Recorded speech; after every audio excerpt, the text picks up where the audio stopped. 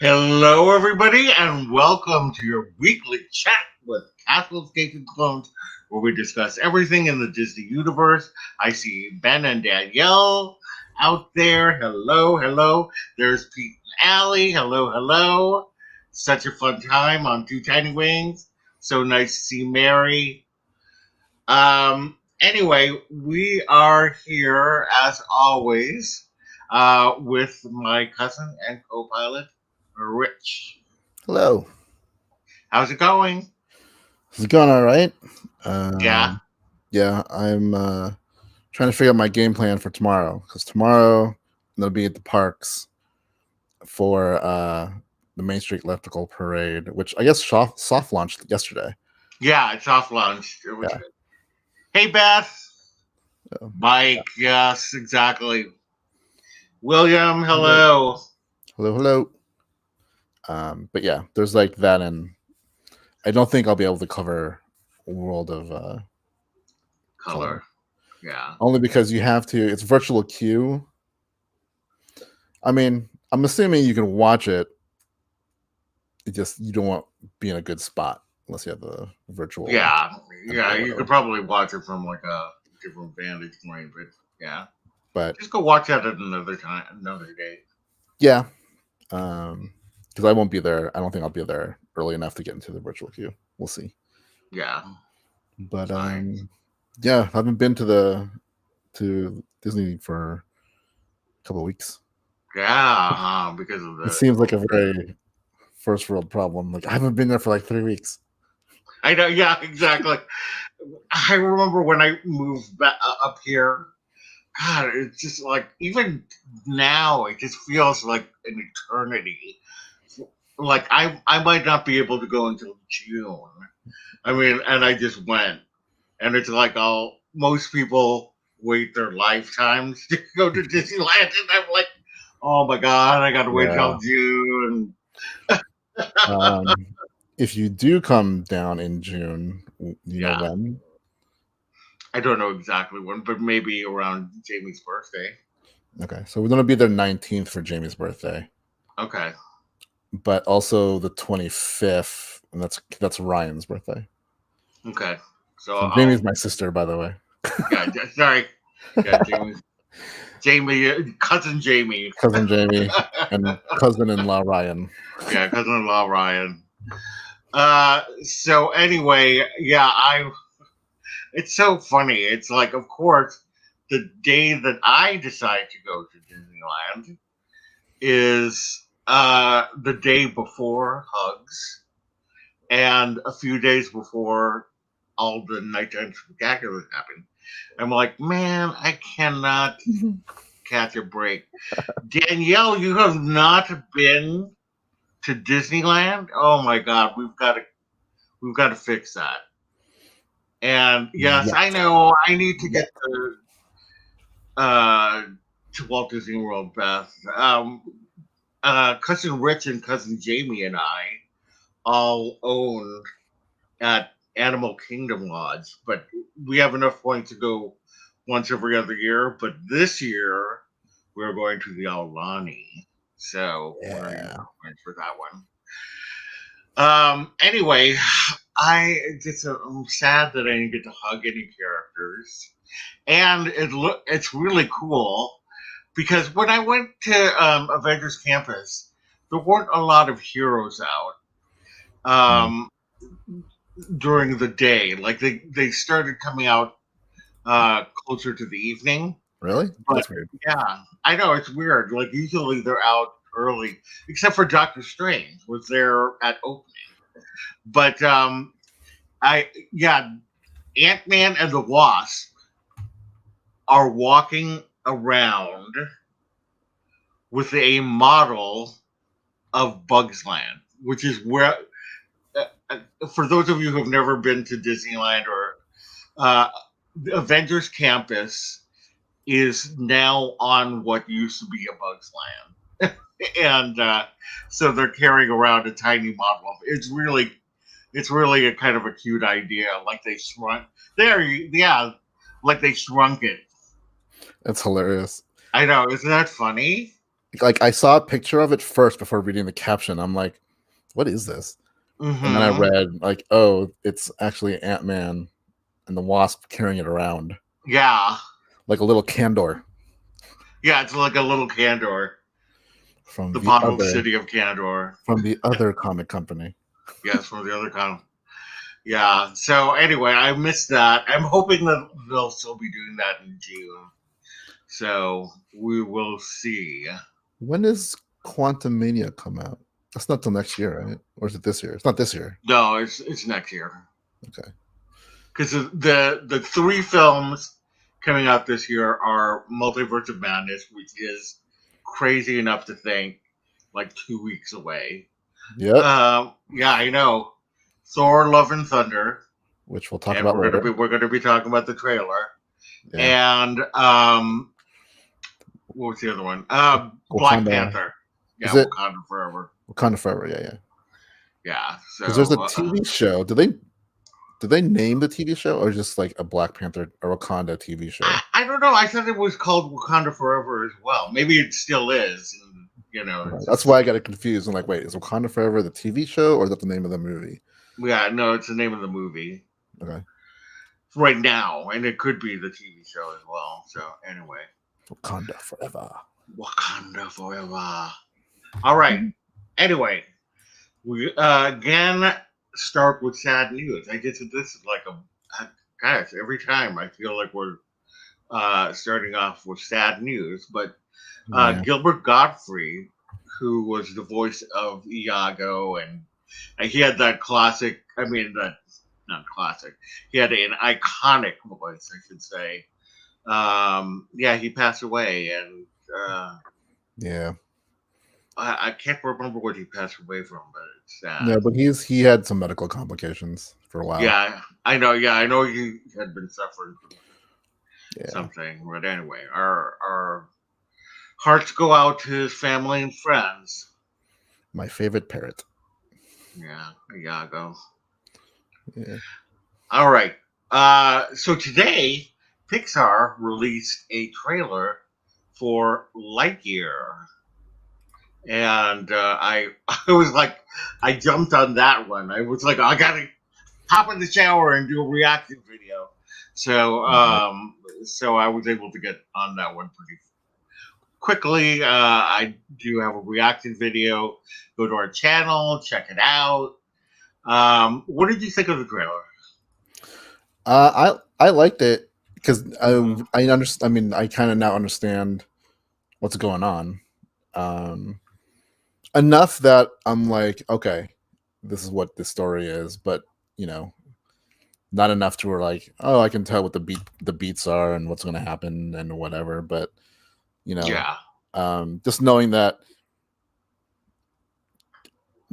he does this like test, but then comes back to wherever he is. I don't know if I still don't know if that's Earth that they're on. But I think it's because they said that they were stranded on that planet for a year, and then I think that he was doing that mission to try to see if they could get off of that planet, and then he comes back 64. He went for a 4-minute flight.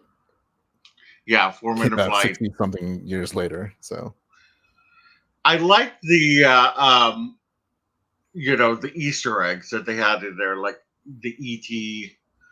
It looked like the E.T. ship at the end of E.T. Oh, yeah, and then Dagobah, that little scene where he comes out and he basically looks like he's wearing an X-Wing pilot's outfit.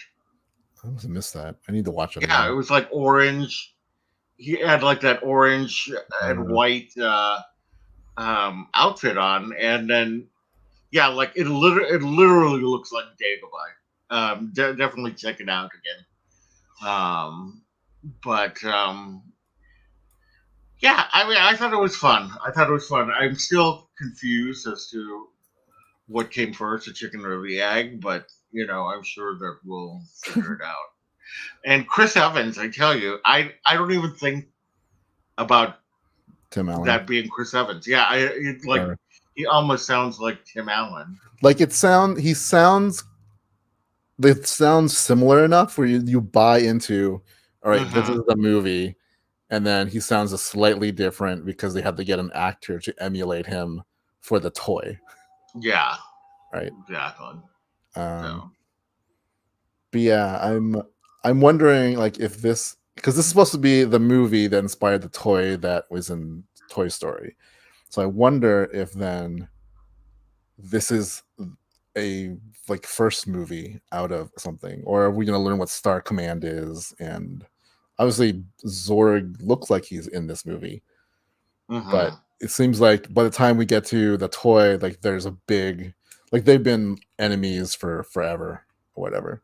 Yeah, So it'll be interesting to see how far the story goes and how that ties into Buzz Lightyear from Toy Story, like his whole spiel when he doesn't realize he's not a toy yet in his yeah. mission and all that stuff. So, So yeah, uh, exactly. I'm looking forward to it. It looks cool. I'm definitely going to watch it. I mean, there's no question about that. Yes, Beth, Chris Evans. Watch the trailer. He sounds so similar. He really does. Like you don't even think about that being Chris Evans' voice. Yeah, or even Captain America. Like I don't sit there and think of Steve Rogers either. Mm-hmm. So Melex, you better let me know when you're coming to Disneyland next year. So that's all I'm saying. All right, moving on. Johnny Depp is not going to be returning as Captain Jack Sparrow ever in the Pirates of the Caribbean franchise. I still don't quite understand everything that is happening, but I know that Disney did issue an apology. Saying that how could they have done that to their Jack Sparrow and um, yeah, basically the Amber Heard's lawyer said so. Basically, you're saying that if Disney offered you $300 million, and this is the part that I don't get, a million alpacas, um, you would not return to the Pirates of the Caribbean. And he said that's right. So yeah, that's pretty. I mean, like it could be what's going on. I mean, obviously his life has been kind of torn apart because of this whole deal. Like he even like him, not even just himself, but him and his family have been affected by this. Mhm. Right. So the strain of all of that combined with how much further can you actually go with the Pirates of the Caribbean at this point? Yeah, it's true. So it could be a combination of that and then like, is there more story to tell with me as this character? Yeah. Um, he says it now. I mean, like, what if I'm talking like many years down the line, they reboot this or they bring it back or whatever, and they have him come back as an older, almost like when Yes. Keith Richards appears in Yeah. Pirates, like the elder pirate Right. for a little cameo spot. Maybe he would do that, but I don't know. I think the sad part is like when he used to go to the park as Captain Jack Sparrow and just appear and like Yeah. visit kids and stuff. So yeah, it's Hmm. sad. Yeah. It's sad. So anyway, a couple of park news. Tarzan's Treehouse at Disneyland is getting rethemed. Nobody knows. There's no confirmation No one as knows to what it is. what is going to be rethemed, but a lot of people are speculating Encanto, like that being they retheme it to being Antonio's room. Like Jungle Room. Yeah, the jungle room, which I could see. I could see that. I can see it. Uh, I feel like though it's not a big enough area. I mean, it'll feel like it'll feel like a rush job to put Encanto somewhere, yeah, I mean, yeah, that's true. right? That's true, but you And know that they're dying to yeah, put. Encanto somewhere. Like they didn't, it was like, oh my god, we're having another Frozen like hit here, and True. what do we do? What do we do? So I mean, I have a feeling that they're going to do something. Yet, Beth, I'm totally for a pavilion at Epcot, Columbia Pavilion, Colombia. I mean, we'll hit upon this later, but like they need more pavilions at Epcot, but I agree. that might have some trouble. Yeah. Going forward. I heard though, like for the treehouse, like that middle part in the middle of the walkway is gone or going to be gone. So they're removing that bridge and that the entrance the way it is now. It might revert to how it used to be. And as the other Oh, that's rumor, kind of the sad. other rumor is that it's going to go revert back to Swiss Family Robinson because there's a Disney Plus show coming out. Oh, I didn't even know that. Yeah. So maybe it could be that. Just go back to it. Yeah. I don't know. It'll be interesting. I mean, I'm kind of sad though because Tarzan, like fit perfectly in Adventureland. So it'd be weird not having that. I mean, I know that was also an add-on, but yeah, it clogs. It does. I mean, it creates so much that whole traffic, area. but yeah, that whole area. The Adventureland's its blessing and curse is that it's very intimate.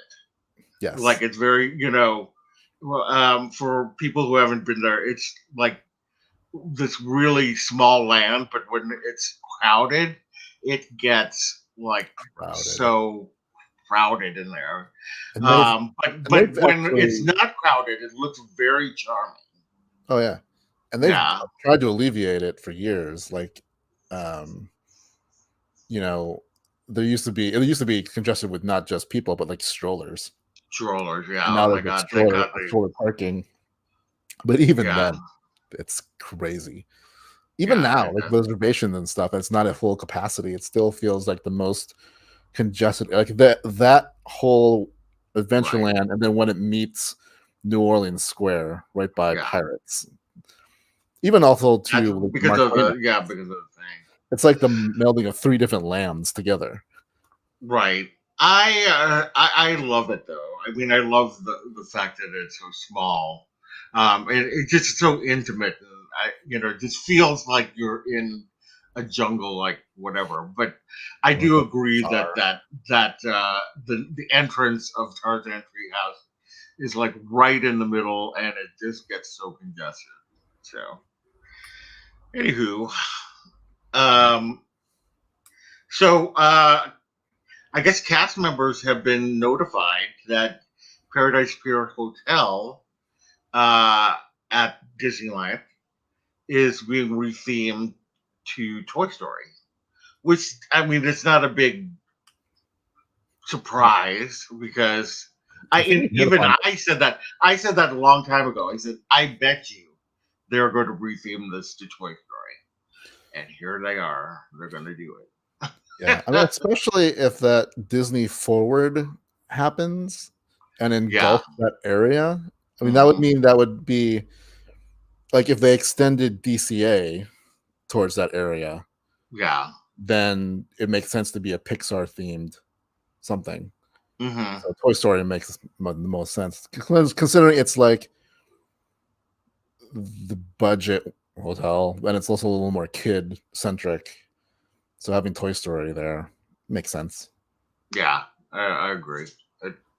I think it'll be nice. There's, I think Shanghai and I want to say Tokyo now has a Toy Story themed hotel, and it looks really cute. So, yeah, I would almost want to try seeing there sometime. Yeah. So, yeah. Okay. Mm-hmm. All right. So the final piece of, I guess it's park company news.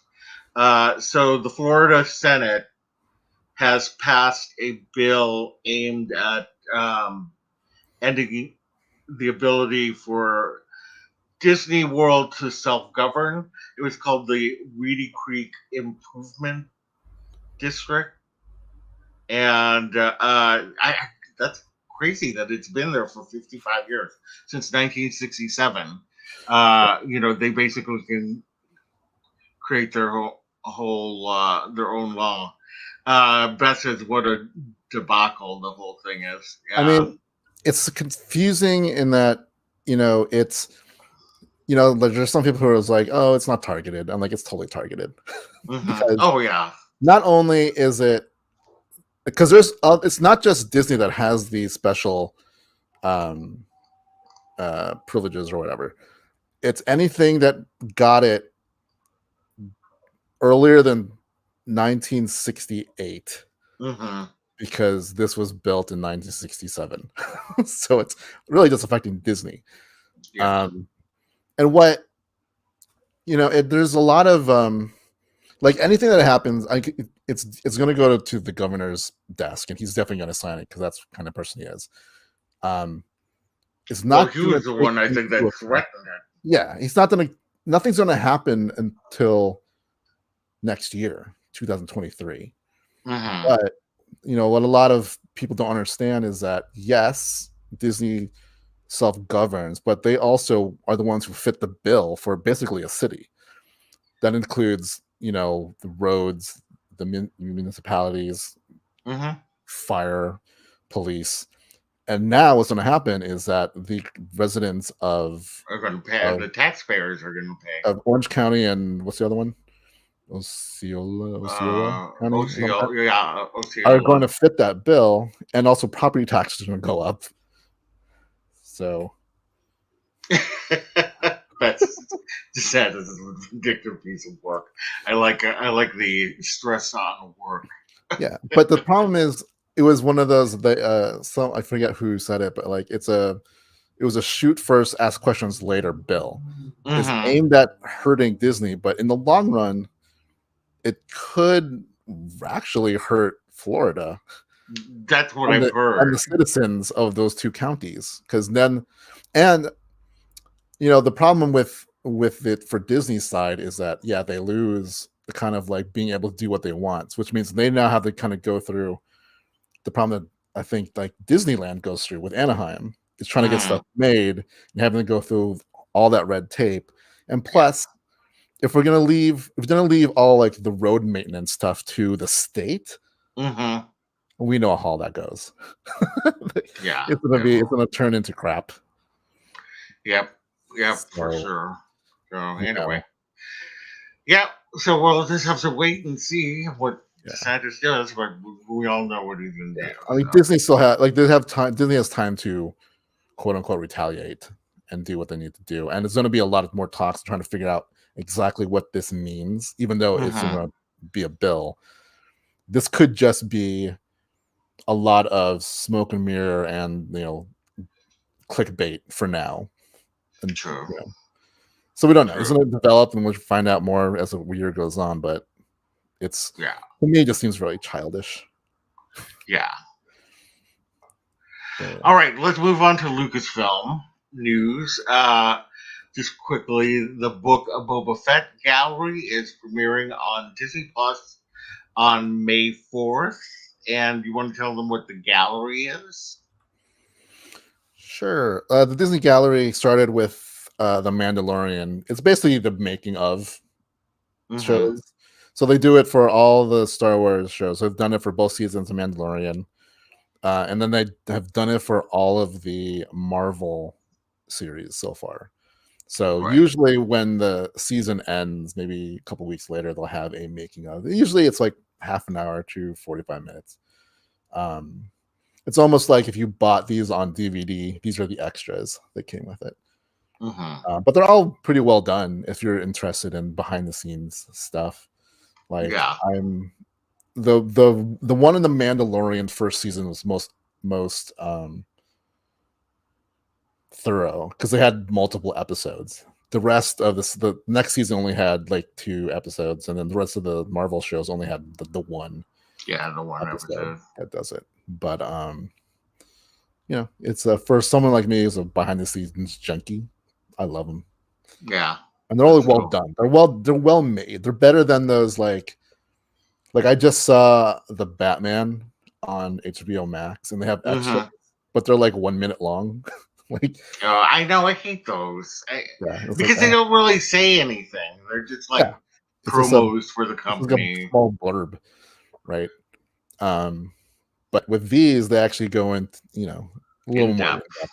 So Right. they're cool. I like it. If you're Yeah. interested, check it out on May 4th. All right. Well, Hayden Christensen, who played Anakin Skywalker in the prequel trilogy, he is binging, or he has binged the Clone Wars and Rebels to prepare for his return as Darth Vader. Bum bum bum bum bum bum bum bum bum.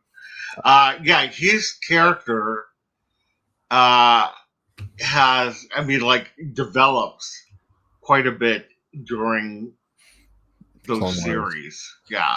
Yeah. And so it's good that he's binging them. He should. Yeah. It's one of the things that made me appreciate the prequels more is watching it in the context of everything that happened in Clone Wars. Mm-hmm. I think his character and Padme's character get more depth to them, and you understand their relationship a little bit more. Mm-hmm. And of course, I know Ahsoka came from that, so that's worth it just for that. But like, the Clone Wars, it's a couple seasons and there's a lot of episodes, but it's really good Star Wars storytelling. I mean, with any kind of series that runs that long, there are going to be some clunkers, but Yeah, I would for the say most like part, they were 90% of it is really good. exactly.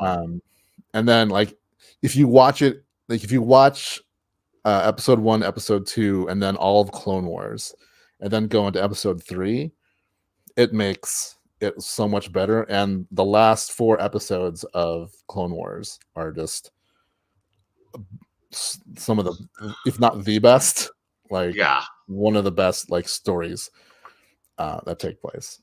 totally agree. But yeah, it's good that I think that he's looking at what his character has gone through, and also see where he ends up in Rebels and that whole thing. And he's not only in Obi-Wan, but he's cast in Ahsoka, so he's going to have interaction with Rosario Dawson as Ahsoka, and learning that dynamic hopefully will inform him a little bit more when he's taking on the role when they start. I don't even know if they started shooting, but whenever he's working on that show. Yeah, Ben agrees. Says the Melix. All right, so a new game is coming from Lucasfilm Games and Skydance Media, led by Amy Hennig, who produced the Uncharted series. And Uncharted is that movie. I mean, the movie is based on the video game, but the movie is with Tom Holland and blah blah blah blah. Mark Wahlberg. Yeah, so Uncharted is one of the one. It's a great video game series, but it's a very adventure, narrative-driven story. So what I'm showing you here is concept art from a game that Amy Hennig was developing when she was with Visceral Studios and EA, until EA pulled the plug on it. So people are speculating this might be it. It was a game that was at the time called Ragtag. But it was supposed to be like an Uncharted adventure type of story. So people are wondering if she's taking those ideas, and now that she's with a new studio and has the backing of Lucasfilm Games, that she's going to make that concept work, or take pieces of it and make a new one. But Amy Hennig has been touted as one of the better game producers in the last couple of decades. So everyone, when her name's attached to something, everyone gets excited. That's why it was very hard for a lot of people when they pulled the plug on her previous try with EA. But EA at the time had some troubles with their own titles, so they got scared. Yeah. and stuff like that. But it's exciting. Like, more games are coming out and more things that sound like they are different from the others, but also a lot of story-driven content, which is what I think has been lacking for the most part for a couple of years until like Jedi Fallen Order came out. Right. That's awesome. Okay, let's move to Marvel news. So the big Marvel news is that Thor: Love and Thunder. We were surprised. Of course, I was making my way back from Southern California. It received 209 million views in the first 24 hours. And what did you think of the trailer? I mean, it was what I Wanted and not expected, that. if that makes any sense, because it's still Taika Waititi, and it Mhm. definitely has that feel to it. And I still am not sure what's going on, but then you get visuals like that, right? Yeah, they've got some great visuals. There's one shot that's apparently taken directly from the comics. Mm-hmm. And I like right there. Yeah, that's great. We got our goat boat. Yep. But it looks awesome. We got Zeus. Zeus, yes. We got this shot is directly from the comic book, right? And that's a god and one of Thor's buddies. Yeah. Fun's like I'm just yeah. I loved every moment of it.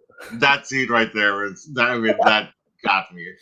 I was that, and then of course this part where apparently I said "we" at the end of my reaction video. Yeah, I really enjoyed that trailer so much. It definitely was a tease. Yeah, it was. Yeah, that was a teaser. I do wish that because it's the first time that we get to see Jane Foster as Thor. I mean, this is like a nitpick. But I wish that it was better lit. Because you can barely see her helmet. Although, did you see James Gunn? Yes. Post? I don't know if he did it or he just posted someone who did it, but they made the helmet look like Peacemaker's helmet. Peacemaker, yeah, which was one of the characters that he not created, but he, that was one of his characters in the television show on HBO Max, and it is so funny.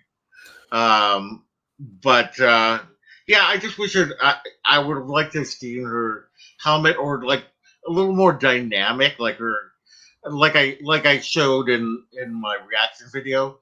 Russell Dauterman, who did the illustrations for Jason Aaron's like iconic storyline, there's so much like flowing of the hair and flowing of the cape. Like she always looked ethereal in some way. And I would have loved to have seen a little more of that. But that's like, again, that's just, I mean, it doesn't bother me, Yeah. I mean, it's meant to be a teaser. So it makes you want more, which apparently it did because you want more. Right. Yeah, I definitely want more. I mean, like, I have some theories, or at least some things where it might play into this phase, but like there's a lot of god stuff, like not like God, Christian God, but like the Egyptian gods, the Norse gods, the Wakandan gods, Greek gods. In the MCU, these gods existed. Even the Eternals we looked at as almost godlike. Right. Yeah, their names, if you look at their name, Makari, Icarus, Cersei, Athena. Yeah. So I'm wondering if with the what's his name, the God Killer? What's his actual name? Gore. Gore the God Killer. is he just going over Norse gods, or he's going after the gods? Like we He's going after all of the gods. all of the gods. Yeah, So like I wonder if that's a tie-in. Like that's why I'm wondering if this is also why the teaser came out. Like everyone's kind of complaining, like we haven't seen a teaser from a movie that's coming out in like 2 months. Well, usually we'll see one way earlier. So I wonder if it's because there's some ties to Moon Knight, some like internals came out, but like there's some stuff that might happen also in Multiverse of Madness, where some things might be revealed that they don't want revealed quite yet. There's got to be. I mean, Moon Knight is, very tied into the Egyptian gods, and we'll be talking about that at the end. We'll be talking about episodes 3 and 4 of Moon Knight in just a few minutes. And I have a feeling this particular shot is weirdly composed because there's a very big empty spot. Yeah, it's true. And I there's feel somebody like there's missing. Someone there. It's another one of those Spider-Man, right? Out whoever is in there. But I have a feeling there is someone that's meant to be there because that's very oddly composed. when you have Ravager Thor and Awesome Pants Korg. I know that some people don't like when Marvel does these things. I like it because I like the fact that they throw us off, and that they keep us thinking and all of that. So because it accomplishes what they want. People talk about it. Yeah, people talk about it. So I don't know what, like a lot of people just want everything spoon fed to them. So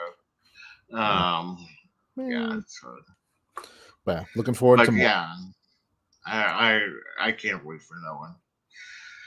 All right, Spider-Man Across the Spider-Verse got pushed from October 2022 to June 2023. Oh my God, we have to wait. Part 2 that made me sad. Is going to be released on March 2024, and Madam Web, which is one of the spin-offs of Spider-Man, they're part of the Sony SpiderVerse, not the Marvel Cinematic Universe, is Madam Web opens July 2023. I'm going to be very curious to see how they do this movie. I have no idea. I have no idea either.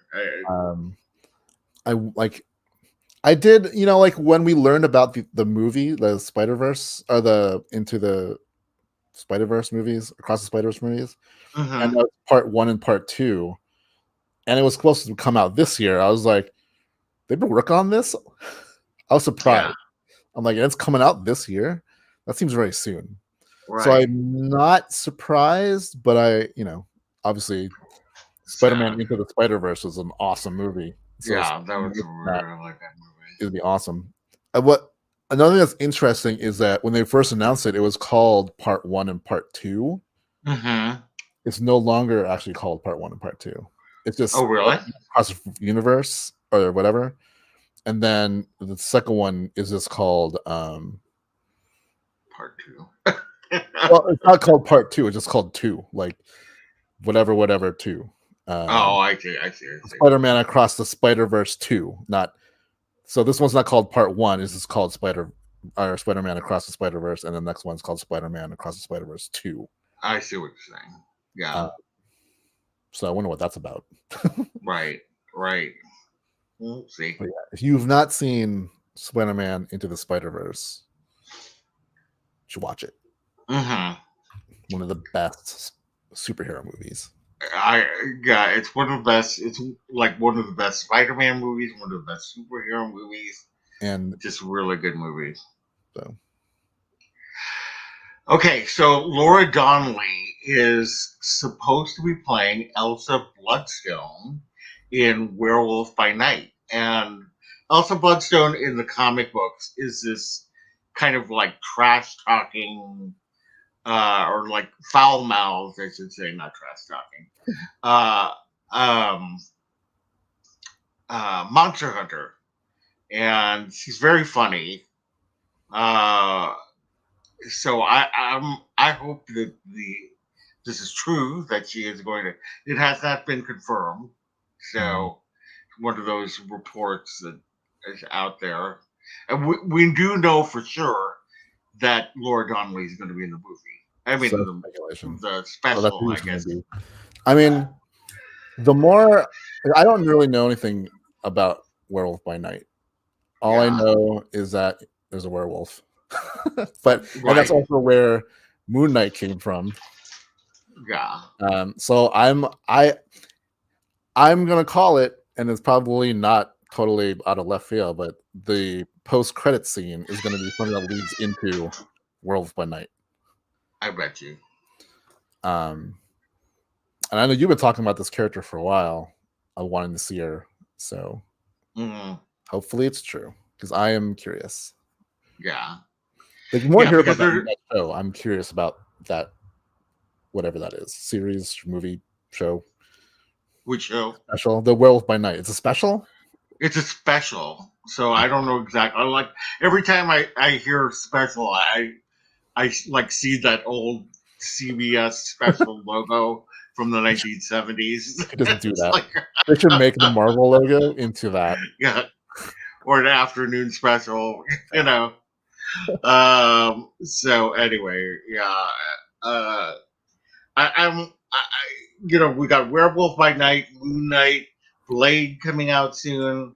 Rumors of a Ghost Rider. So this is all the signs of a Midnight Suns coming, which That's is what I've heard. basically I've a heard people dark. talking about that. Yeah. Um, and I don't know anything about that, but it sounds great. Mm-hmm. I can't wait. So we'll see. Sorry, I'm having a little coffee. Nope. Okay, so just really quickly, so we can move into Moonlight. Squirrel Girl, I guess, has a scripted radio show. I need to subscribe. Everybody knows I'm obsessed with Squirrel Girl, and she is hilarious. She's saved the universe. She's beaten Thanos, and she's got the powers of a squirrel and a girl. So one of the best Marvel superheroes ever. And she now has a podcast. And she's played by I'm gonna say her name wrong because I never know how to say it, but Milana Vantrub. Who is that? She's the AT&T girl, but she was originally cast. Okay. She was originally cast as Squirrel Girl when they were going to do the new Warriors. Yeah. They never said. I don't think they ever announced it was done, but there's nothing about that show anymore, so I'm guessing it's done. Like it's. I'm bummed about that. Because when they cast her, I'm like, knowing her, I've seen her in the commercials, but she's a comedian, and she's done some other kind of stuff, but like, I could have saw that character as Doreen. Mm-hmm. So it's cool that at least she gets to play her in this, scripted radio show. Makes me wish I'd listened to like podcast radio stuff more often, but I don't. I know, me too. I got so much stuff to between YouTube and all the streaming. Like but I don't even know where to listen. Like if they did like what the trailer is, where there's just like staticky, like pictures the way it is, and then just have the audio, I'd listen to that. I can have it playing when I'm working. Yeah. Yeah. That's what I'm definitely going to listen to. I'm sure that they're not going to be like an hour. So they'll probably be shorter. Little snippets. Right. Okay, and then the last piece of Marvel news before we move into Moon Knight is that the 1978 Doctor Strange is coming to Blu-ray. I need to watch this because this apparently was like one of the worst adaptations of a Marvel film, and he's he's not a surgeon but a psychiatrist, and Yes. a patient of his becomes possessed, so he has to learn magic, and he goes up against Morgan Le Fay, who's from British mythology, and she's planning to invade Earth, as ones do. Of course. And it features Juan and the disembodied voice of the Ancient One. It looks terrible, but enough where I want to watch it. I know. I'll definitely watch it. I know that I tried to watch it one time, and I was like, oh my god. So I don't know if I can. I don't know if I can do it. I'm curious if that it'll eventually go on Disney Plus, because Disney Plus, they're saying the reason why they put Daredevil and them all is that it's going to be the home of Marvel. Everything. Yeah. Like, stuff. check out this scene.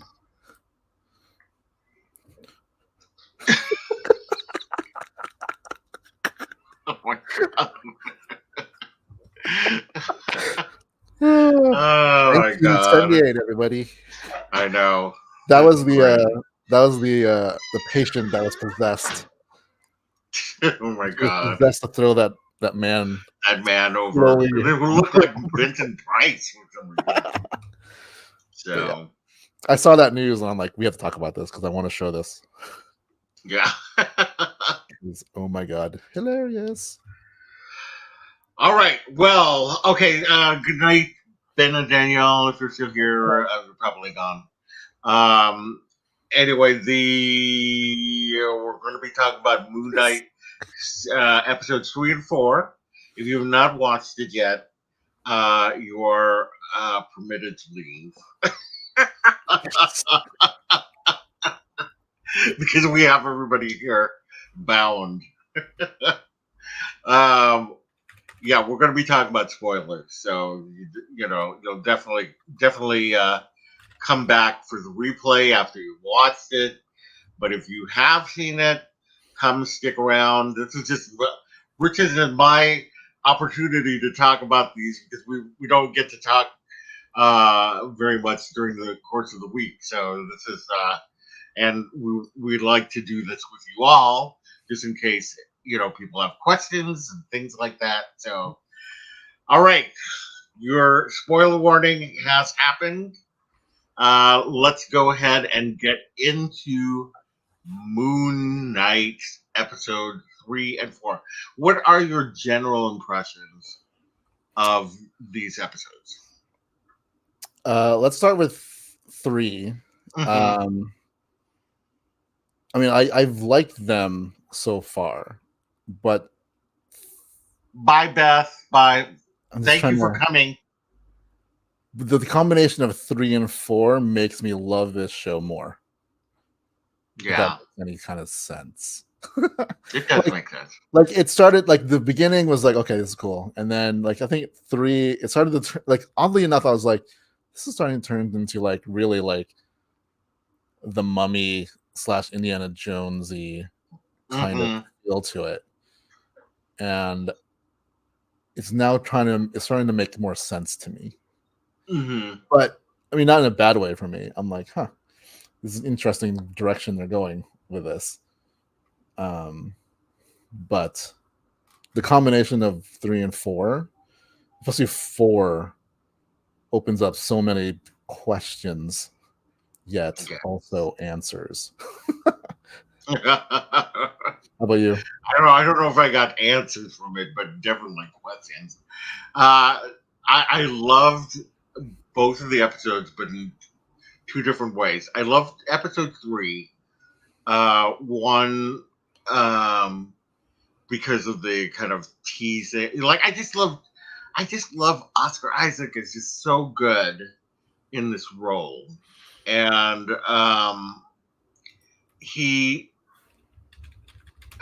I just love to see him interacting with himself. I just find that so so alluring, and we definitely got a lot of that in the third episode. But the thing that I really liked about it was that we got to see a little bit more of the mythology. That there are other avatars out there, representing the Ennead, and which is kind of their Olympian group. And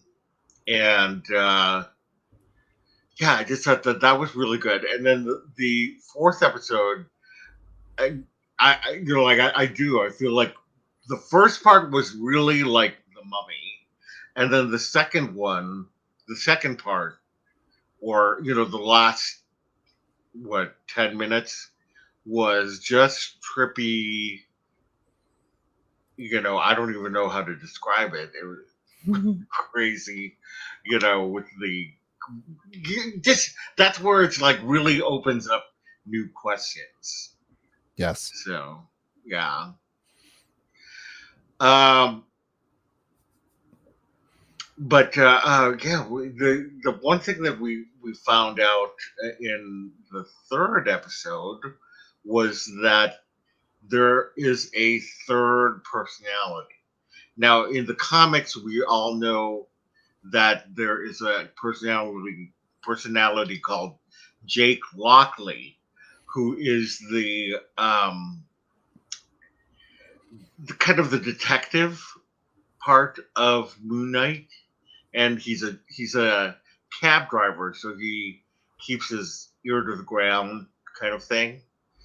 And but in this, it seems like he is even more deadly than Mark Spector, which is interesting because he killed all those guys. And I'm curious to see what, who it is. Like Stephen Grant in the comics is a millionaire playboy, which sounds familiar because that's Batman. Or Bruce Wayne, and I think that they did, a good job in creating a different persona for that character, so that it doesn't feel like Batman. And true enough, Moon Knight does not feel like Batman in the series. No. And so I don't know what Jake Lockley is going to be like in this film. I mean, in this series, but my whole thing is now I think we've seen him. I think we've seen his effects earlier. I think we saw him in episode 1 because there's a whole thing where it looks like Mark created walls between Mark and Steven, and something happened that now they're kind of melding. But between the two of them, it's almost like they always fight for who's going to take control of the body, but the one has to always give it up. Whereas in episode 1, we see him just kind of blacking out, and then he wakes up again and violence occurred. Right? Yes. And that's why I'm thinking, I think that's actually, it might be Jake who took control. Could be. So, that's what I'm thinking. I think we've seen evidence of Jake more so than we think. In that everyone assumed it was Mark that he went into for a while. But despite the relationship that Mark and Steven have, it always seems like they have to always be the one to give up the control to the other. Whereas the first time we see that kind of happen, it's not a mutual, Mark or Steven didn't give up control. It just happened while he was awake. It wasn't he was knocked out or whatever. He, in the middle of the street, all of a sudden, boom. Yeah. It switches back, and he's murdered everybody around him. Right. Yeah. And then another thing to point to that is in episode 3, this when it is Mark, he doesn't try to brutally kill anybody. Like True. he's chasing around, and so when he wakes up, when he's like, wait, did you kill? He thinks Steven did it, and Steven's like, I didn't do that.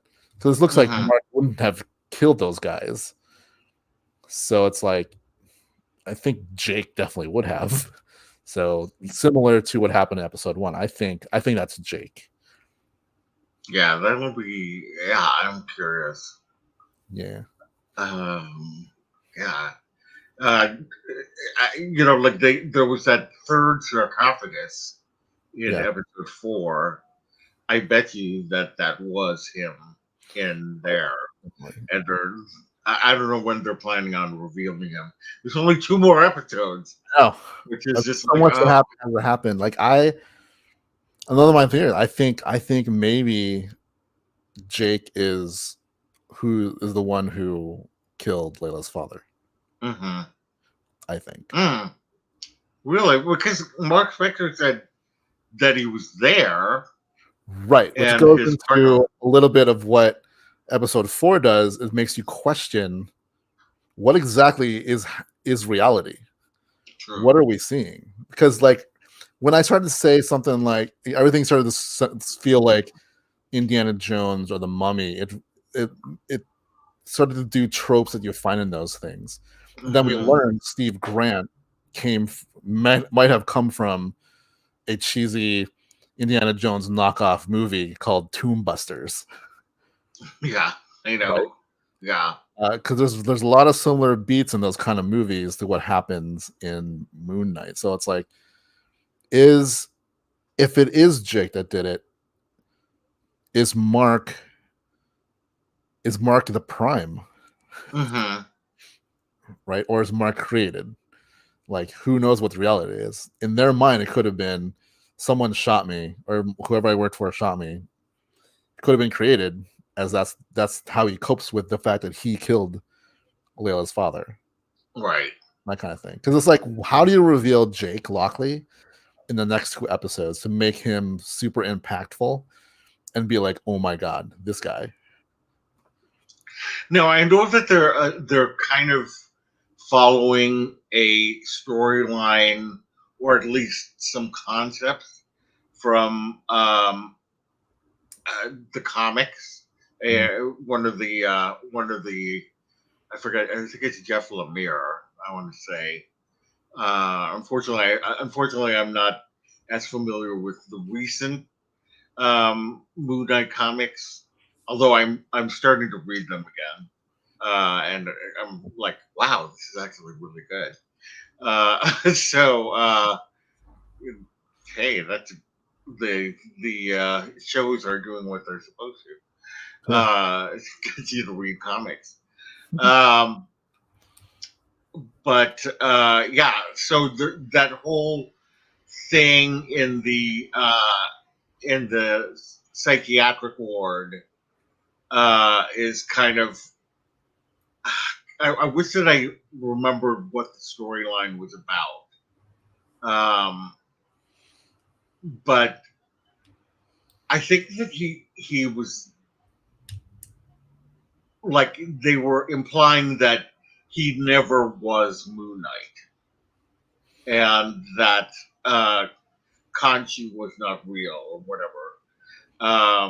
And I don't know how they resolved that, because the comics that I'm reading now, Moon Knight is Moon Knight, the avatar of Khonshu. Right. So, so I'm really curious to see how they're going to lead us through this in the next couple episodes. Yeah, and for all we know, there's not going to be a season 2. I know. As we don't know. Who knows? But yeah, it's one of the things why I liked episode 4 is that it made me then look back at everything and be like, what are we watching? Like, are we watching some, like, this person's manifestations of his fractured mind, or his DID, dissociative identity disorder, in play, right? And then like some of the stuff that Hero says in episode 4, where he's like, "I can't help you. You can't if you don't want to help yourself." And he says it twice in 2 different ways. Mm-hmm. So I'm wondering then, it's also, you see this. Is Hero really the villain we think he is? Is Amit the big bad god that we think she is? Mm-hmm. But is this a story about how Stephen, Mark, Jake reconcile and learn how to work together to be Moon Knight? Yeah.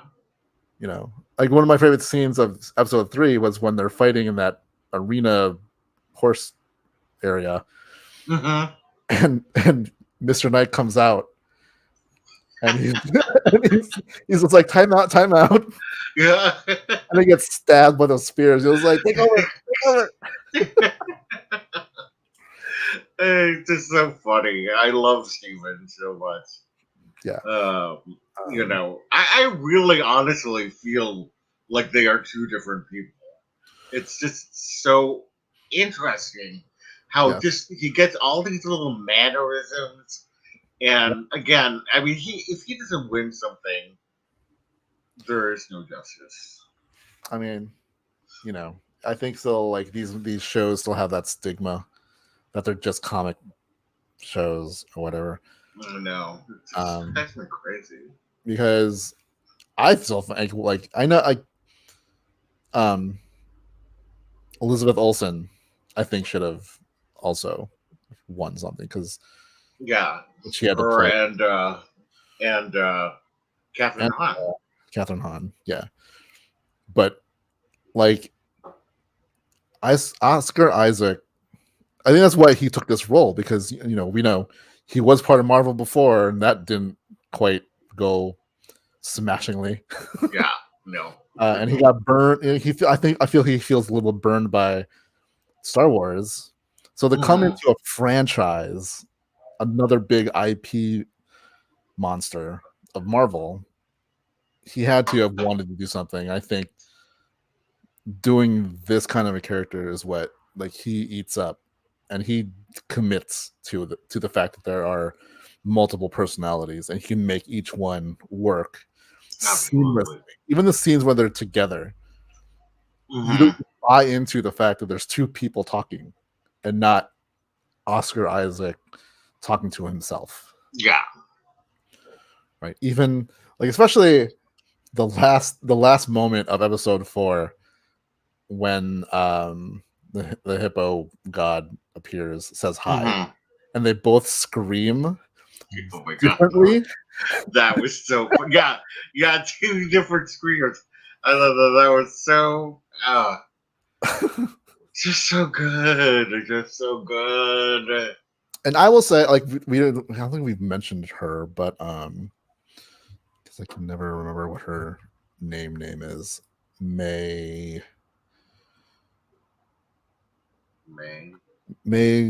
the actress who plays Layla. I can't remember her name. Kalama. Yeah, I know it's her. That's her name. I'm sorry, but I think she's Egyptian American. Yeah. She does really great with them both, and how she can see them as 2 different people. Mm-hmm.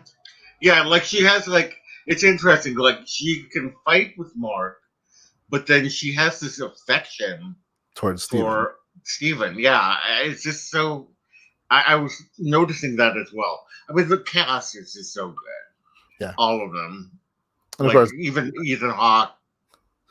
Yeah, he got to also do stuff where he's Hero, but then he was a psychiatrist. Mm-hmm. Right, 2 kind of different roles. Right, so this is why I think episode 4 might be my favorite, because it ties stuff together, but still makes you wonder what's going on in a good way.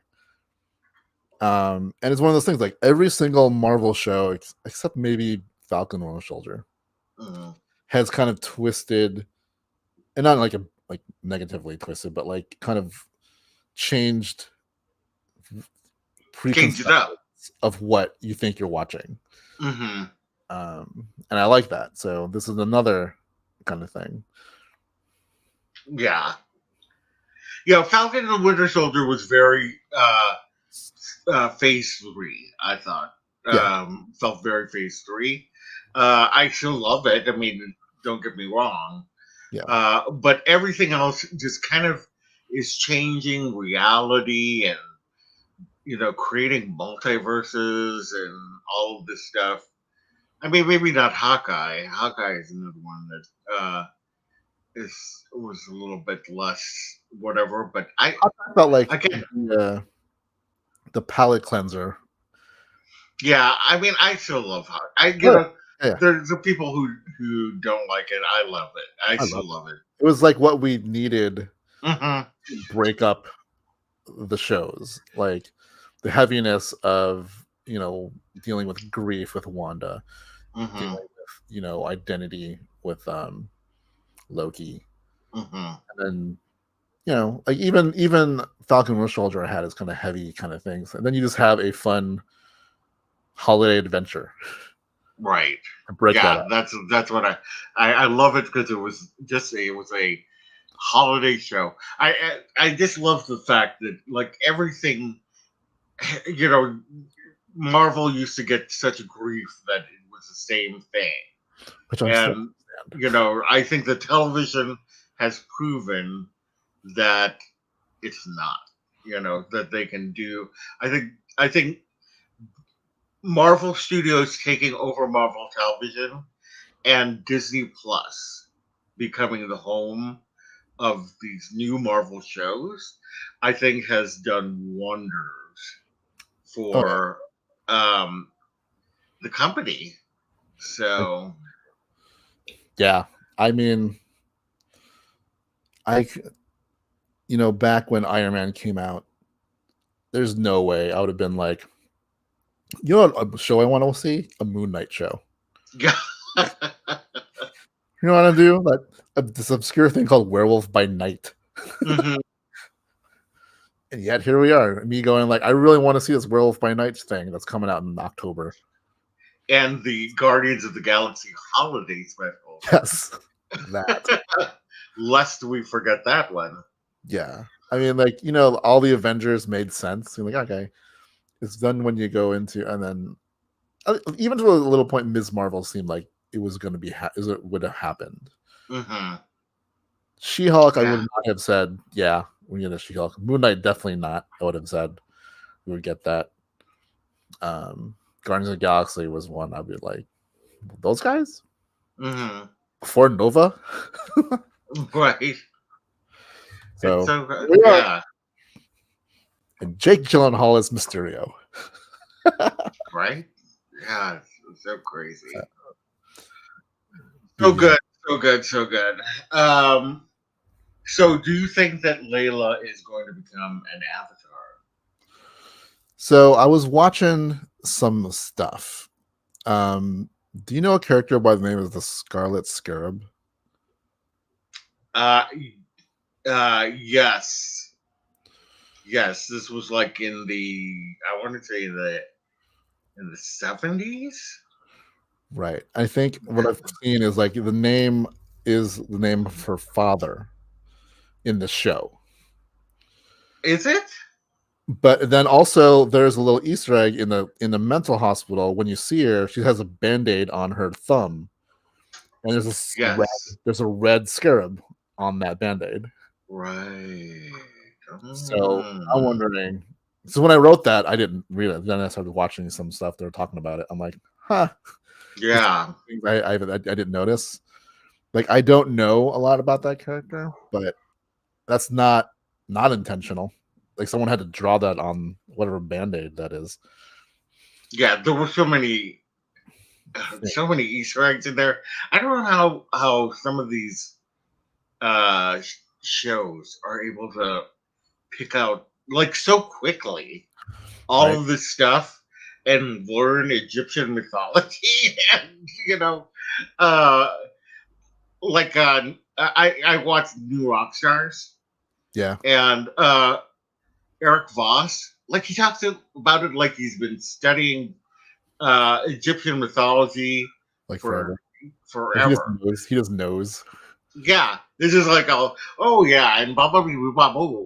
And I'm like I had no idea that's what that meant or what Yeah, like when I'm watching those things and they're talking about all the gods, I'm just like, I didn't learn this anytime. Like I don't know, Yeah, but they and make it sound like, oh yeah, blah blah blah is the god of who's he what's he. I'm like, right. Like I remember, I not studied, but I used to read. I was really big into mythology when I was younger, and I still love mythology. But yeah, I know about the Egyptian gods, but I don't know about all of them, and I don't know I couldn't tell you, their names. Like I know that Thoth is the crane, and Horus is the falcon, but and Anubis is the jackal. yeah, But I that's don't it. know what all the other animals are. Bast is a cat, Which is shared with Wakanda. right? Exactly. And yeah, we'll talk about that in a second. But yeah, do you think that Khonshu is using Mark to get to Layla? I think I posed that before I made the connection with the Scarlet Scarab. Like I think there's something more to her. Because one, like whatever adventure she had with Mark, like she definitely holds her own. Yeah, definitely. But she has those crazy like necklace dagger things. Like yeah, normal. That was interesting. That's not normal. So I feel like there's something there, and then with her father, and I think there's like with like everything's taken loosely from the comic, so there's some similarities. I think there's a tie-in to what happened with her father and this whole thing, and Jake and something. I think that's going to tie into something with Werewolf by Night, and I think she's going to either like maybe we learn that her father was that Scarlet Scarab, because in episode 3 when she's talking to that counterfeit passport lady, she mentions that her father called her Little Scarab.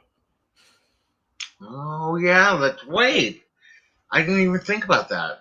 There's stuff like that, and then like Layla has ties to Madripoor. We learned that from episode 3, and we also know that she kind of like Indiana Jones finds these relics and art things that belong. Like she's kind of like, give it back to the people. But if she's in Madripoor dealing with art or artifacts, has she had run-ins with Sharon Carter? Who knows? Those kind of things. So I feel like I feel like it could be that Khonshu recognizes this in her and would rather want it, because whatever happened with her father, maybe it was he wanted her father to be the Avatar, but ended up having Mark. And so to get to what he wants, maybe he is using Mark to get to Layla because she's a more worthy Avatar, and uses that as leverage to Mark. Right? Could be. So that's why, maybe Haro isn't the cut and dry villain, and maybe Khonshu is partly also an antagonist. He doesn't seem like a nice guy. Yeah. Although talk about another great performance. Effenberg Abraham as Khonshu is like his voice is amazing. Yeah, I love that. All right, so let's talk about the gods. We have Thor, we have Zeus, we have Khonshu. Are they all? Do they all coexist? I really hope that in Thor, Love and Thunder, that we see all the different kinds of mythologies Yeah. that we see Khonshu, or at least a cameo of Khonshu, you know, or some of the other Ennead. I would love to see. Um, but I think, in the comics, they all coexist.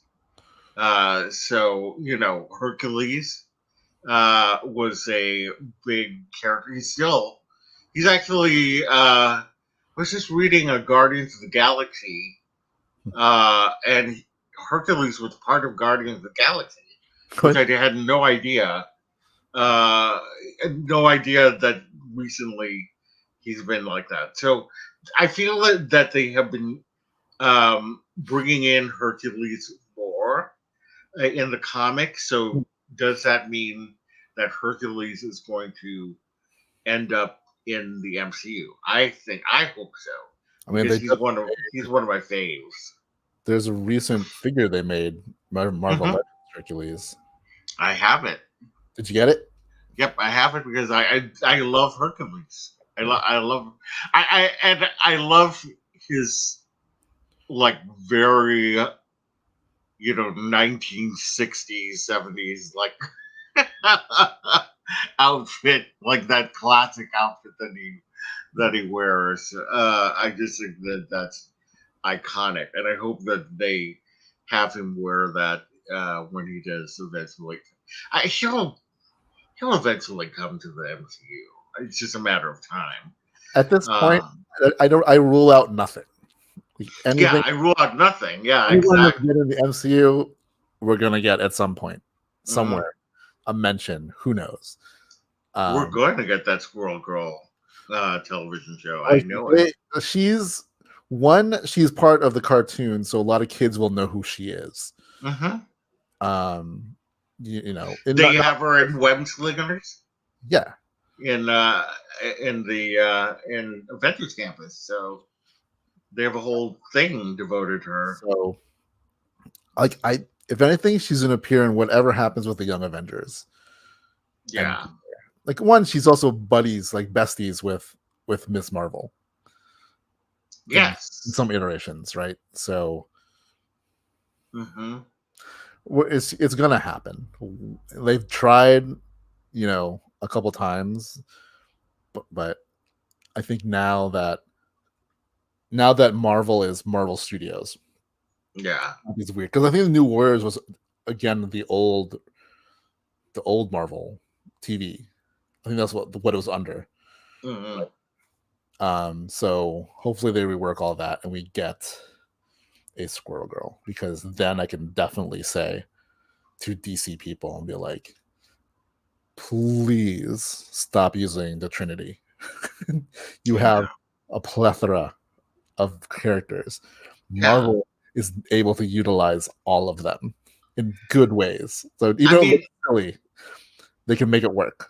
DC James Gunn made it happen with Peacemaker.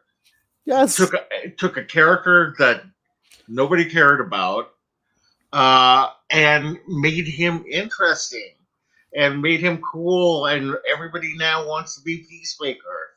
And I think if DC can only do that, which I sent you that article. Yeah, about time for us to do another multiverse of. Yeah, we'll have to talk about part of it. Yeah, for sure. Yeah, but yeah, Squirrel Girl. I if someone's like, we can get a Squirrel Girl Disney Plus show. Like if Ms. Marvel works for people, especially for the young kids. Yeah, I think the next is going to be like a Squirrel Girl to come in. I think so too. I think I mean, like I said, I never thought that Groot and Rocket would work. I never thought that they'd have Cosmo, even Guardians as well. I'm trying to think of the other things that they've shown us. I mean, Mysterio with the fishbowl. Just so many good things. Yep. We've seen the multiverse down at least a couple times. Marvel Zombies. Marvel Zombie. Yeah, we've seen zombies, So Party Thor. yeah, good Thanos. Good Thanos, yes. So yeah, I anyway.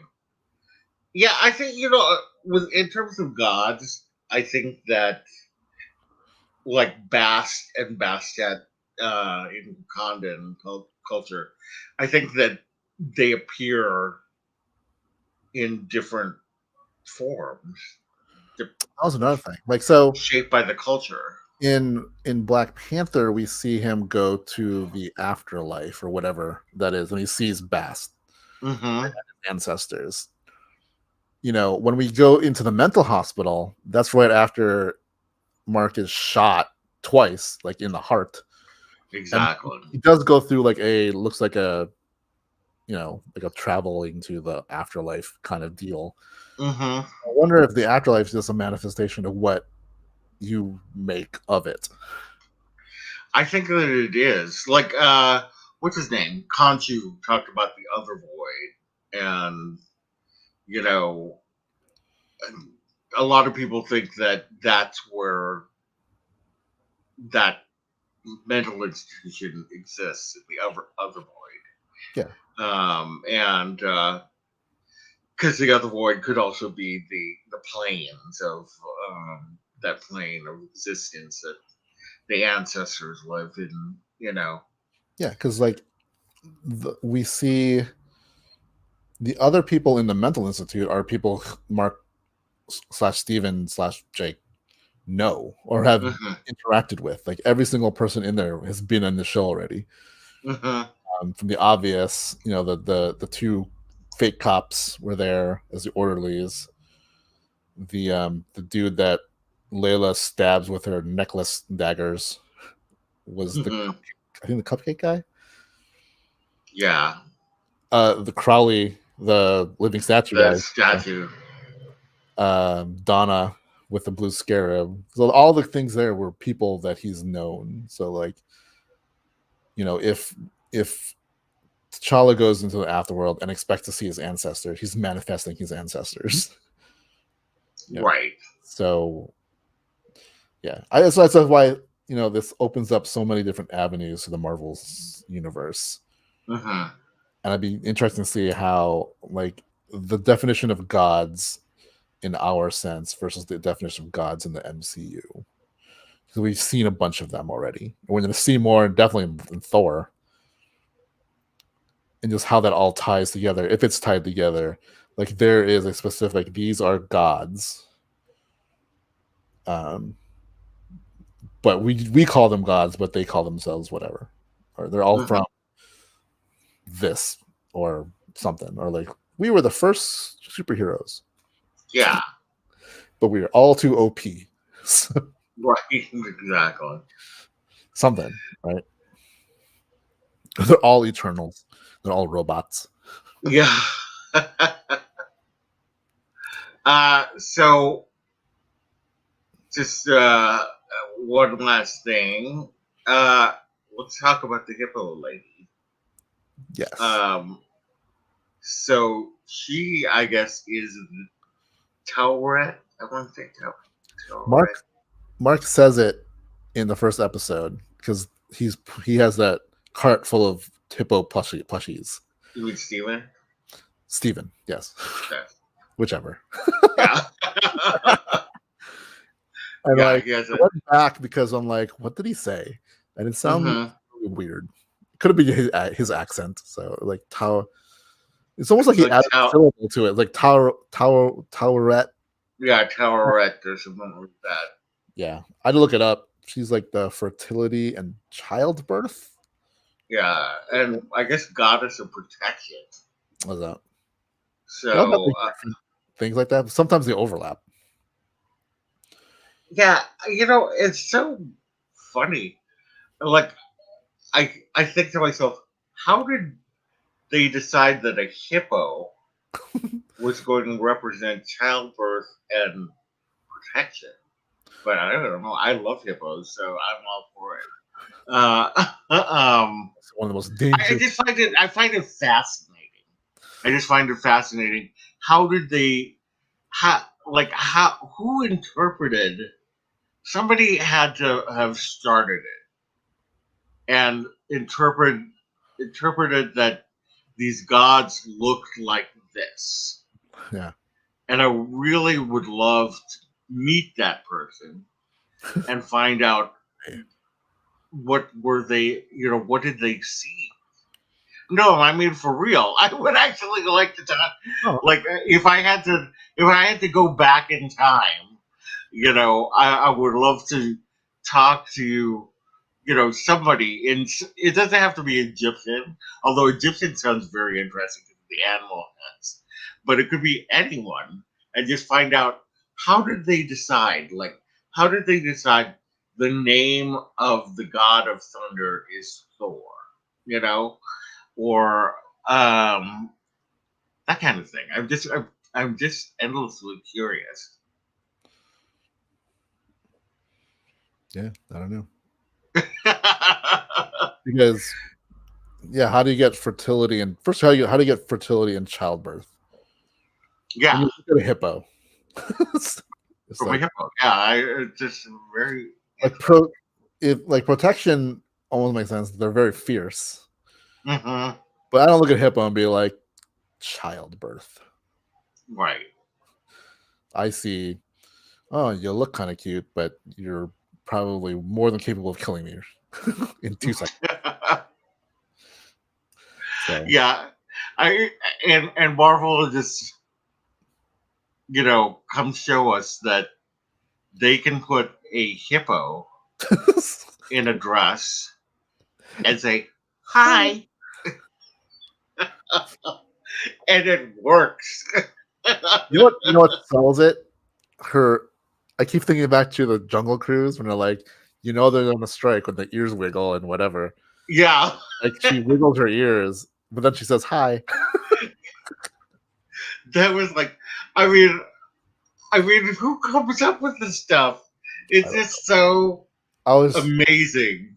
I was watching that going like, oh man, no, don't end it here. Because what? Right. What am I just seeing right now? Yeah. And their scream was just so funny. Like, it was just so great. It was just, so, yeah, I'm really excited for episode 5. Oh my god, the next 2 episodes, and then beyond, and then that's it. Well, and then we get Doctor Strange. So I hope that they'll at least tell us, like Moonlight will return in some, or just say Moonlight will return. I hope that they don't just leave us. There's a tie-in to Werewolf by Night, and then I have a feeling that there's going to be like this Midnight Suns. Yeah, or that. It'd be awesome if it was like also a tease for like Ghost Rider, something, right? But I think that's the direction this will go into. Like, I don't think it's going to tie into I don't think it's going to tie in Doctor Strange, but I definitely think it's going to tie into. We'll see him next, or whatever's going on in the Werewolf by Night, show, special, whatever it is, for sure. I don't know, or maybe there's something tied to Thor. Gods. Yeah, I know. That's where I mean. I really would like to see Egyptian mythology represented in Thor. They have the Olympians, and we're getting Zeus. It's like Gore the God Butcher. I mean, when in the comics they all band together, they have the Council of the Gods. So they need to. Yeah, what's going to happen? Come together. That is the big question. Like how is Thor, God of Love and Thunder, or Thor, Love and Thunder?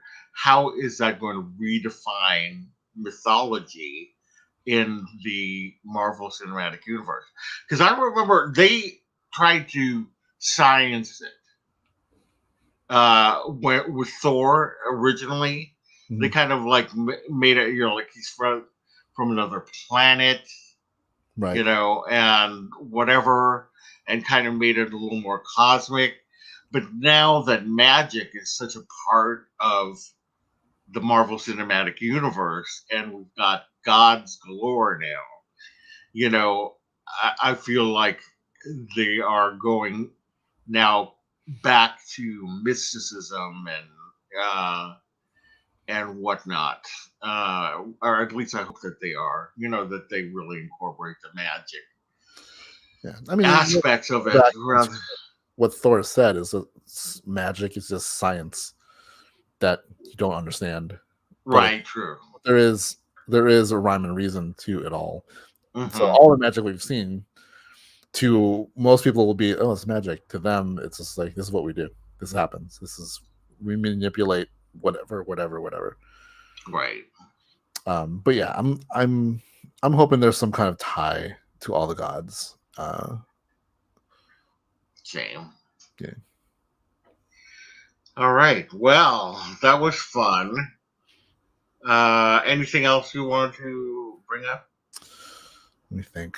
One last thing. So Alexander the Great was the last avatar of Amit. Oh yeah, that's Is that right. what's going on? Is that what we're thinking? Yeah. What happened? That, and who are the other gods that are on in that room with Khonshu? All the little dudes. Yeah, I don't know. I wish that I knew more, like who was in that room. Like we know that the avatar of who's it? Not Horus, but the avatar of I don't know. something with an H. Oh my god, it's gonna drive me crazy. I don't know. Yeah, whoever. Because it wasn't Horus. It was Hathor. Hathor. Hathor. She was the avatar of Hathor. But who else was it? Osiris, and like I think that Osiris was the guy in the suit. Hmm. But yeah, what other Egyptian gods were not there? There's that question. Because they said that there were 4 seats missing, or 4 avatars missing from that room. Like, who was missing? Why are they missing? Right. And is it like was Khonshu part of that at some point? That I don't know. I don't Because know. all with the other gods, like, what were they? Like lesser gods? Like, they don't Yeah. be on whatever. Why were they banished or whatever? Well, I'm not exactly sure. Why don't you know these things, Loren? I know I should. I mean, like I know that I've read these things before, but I just can't remember everything. And I'm more versed in Norse and Egyptian mythology. And I've always wanted to learn other mythologies, but it's harder to learn them, especially because the stories and the systems are very different. So, yeah. Anyway, all right. There's a whole lot of stuff, but yeah, I mean, there's going to be so much to talk about in the next couple episodes. Yeah, for sure. Totally. Yeah, the next time if we keep doing 2 at a time, the problem is the next one will also be the same week that Doctor Strange comes out. Oh my god. Yeah. We're gonna do something about that. What? We're gonna have to talk about that on we're gonna definitely have to talk about that. I mean, oh my god. I need to try to make sure that I get to go early enough to watch that film.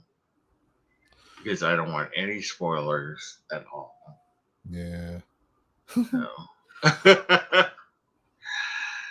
All right. Well, here we are.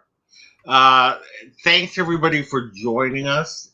Probably everybody left because I think that a lot of people are not caught up on Moonlight right now. But anyway, if you're watching this in replay, thanks for watching.